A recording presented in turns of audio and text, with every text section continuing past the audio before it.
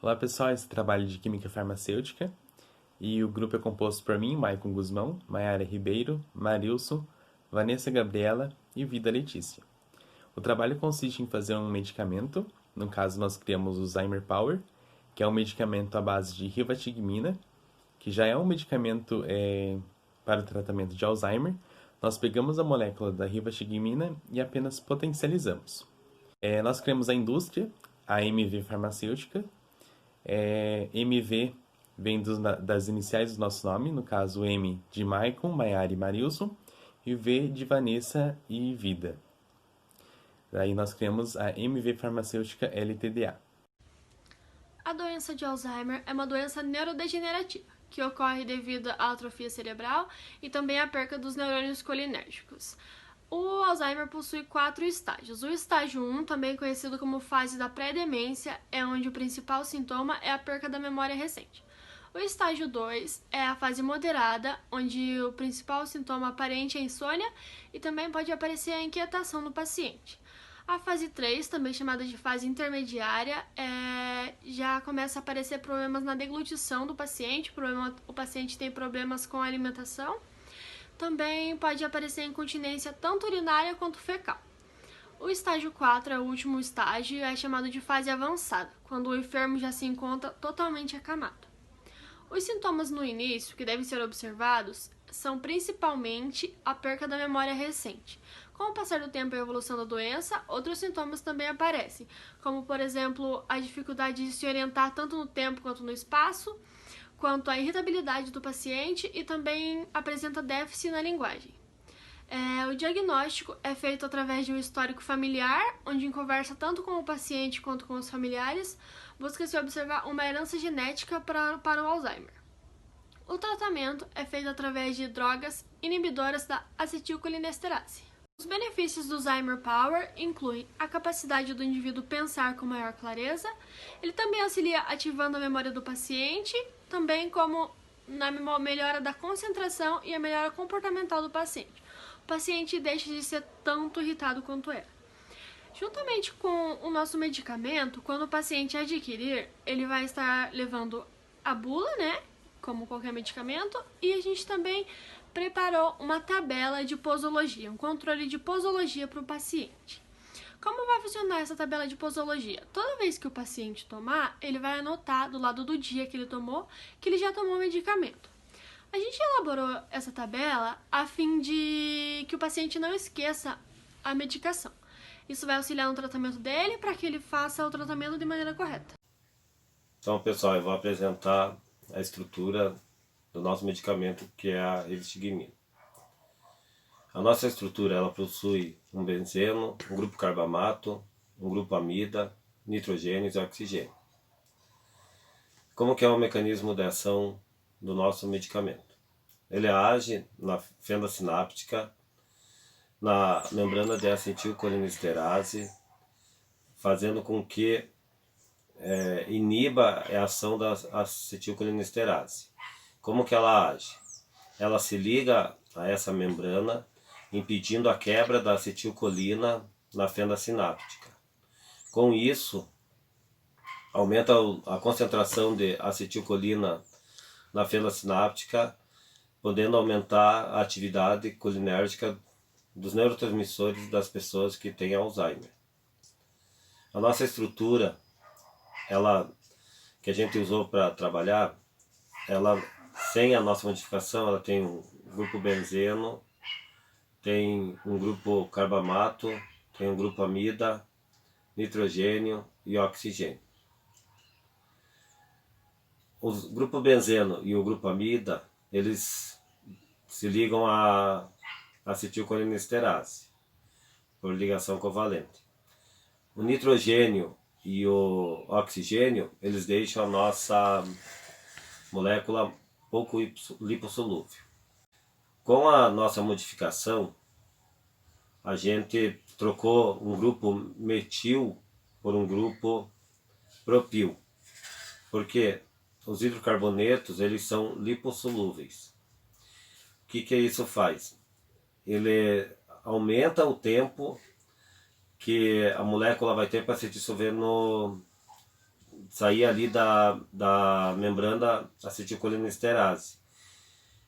E com isso vai ficar mais tempo bloqueando a membrana e aumentando a quantidade de acetilcolina na fenda sináptica.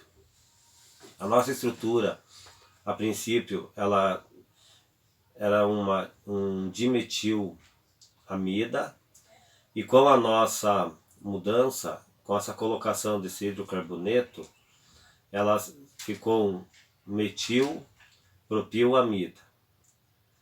Com isso, a nossa molécula aumenta o tempo de meia-vida e a ação na fenda sináptica.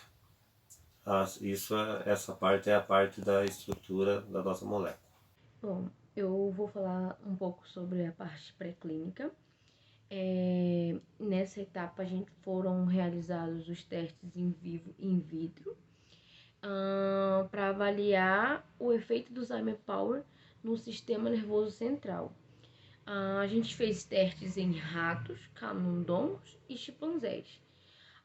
O efeito do Zymer Power deu mais resultado nos chimpanzés.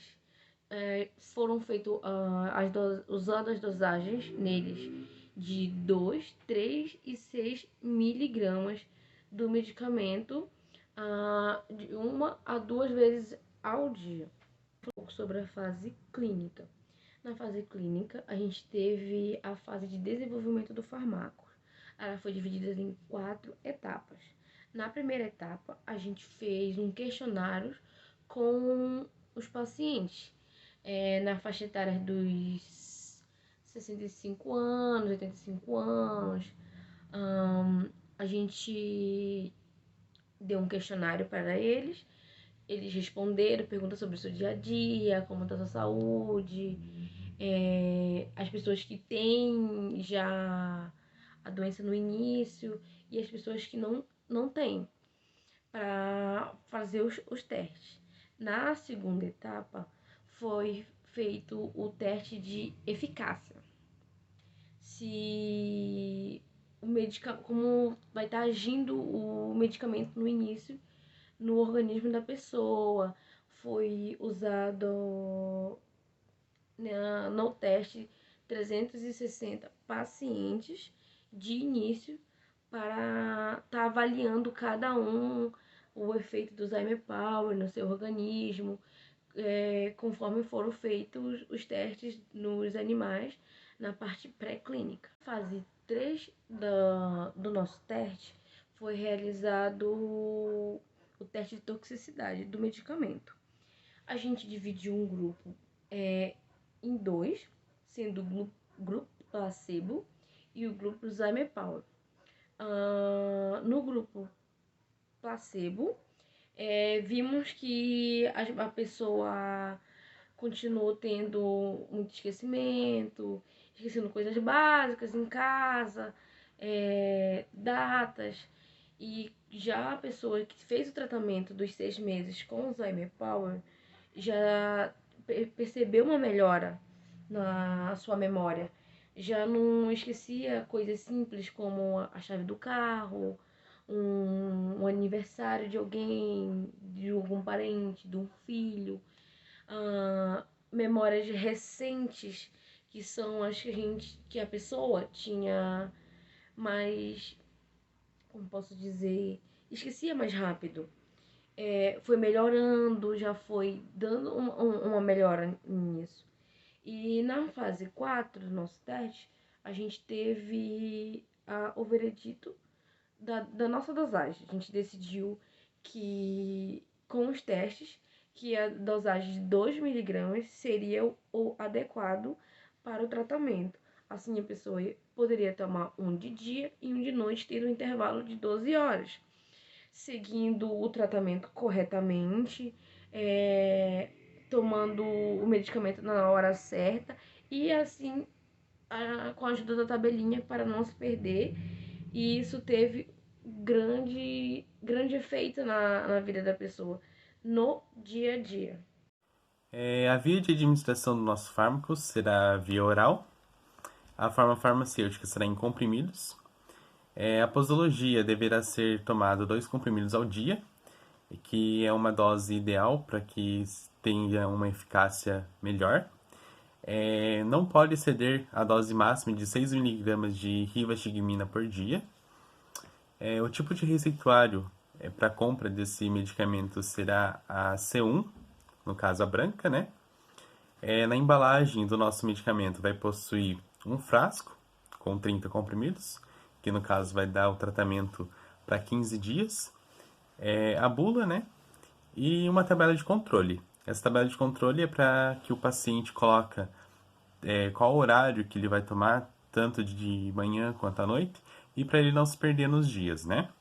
Esse medicamento é vendido somente com prescrição médica e com a retenção de receitas. Agora eu vou falar um pouco sobre a farmacocinética. Após a administração via oral do Alzheimer Power, a absorção vai ser no trato gastrointestinal e quase completa.